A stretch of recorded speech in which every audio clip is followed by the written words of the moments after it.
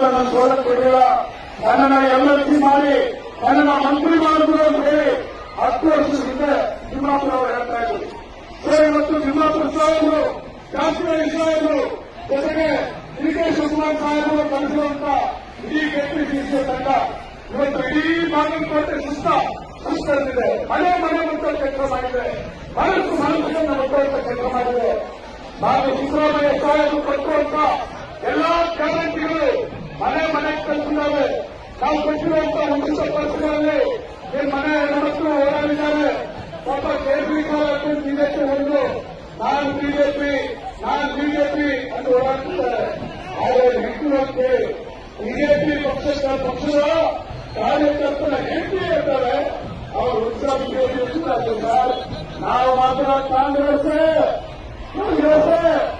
ಯಾಕೆಂದ್ರೆ ಕಾಂಗ್ರೆಸ್ನವರು ವರ್ಷಕ್ಕೆ 1,24,000 ರೂಪಾಯಿ ದುಡ್ಡನ್ನ ನಮ್ಮ ಅಕೌಂಟ್ಗೆ 25,000 ರೂಪಾಯಿ ದುಡ್ಡನ್ನ 24,000 ರೂಪಾಯಿ ದುಡ್ಡನ್ನ ವರ್ಷಕ್ಕೆ ನಮ್ಮ ಅಕೌಂಟ್ ಕಾಂಗ್ರೆಸ್ನವರು ಆಗ್ತಾ ಇದ್ದಾರೆ. ಬಿಜೆಪಿ ನಮಗೆ ಏನು ಕೊಡಲಿಲ್ಲ. ಕಾಂಗ್ರೆಸ್ನವರು ನಮಗೆ ವರ್ಷಕ್ಕೆ 24,000 ರೂಪಾಯಿ ಹಣ ಹಾಕಿದ್ದಾರೆ. ಕಾಂಗ್ರೆಸ್ನವರು ಇಡೀ ರಾಜ್ಯ ತುಂಬ ನಮ್ಮ ಮನೆ ಹೆಣ್ಮಕ್ಳು ಎಲ್ಲಿಗೆ ಹೋಗ್ತೀವಿ,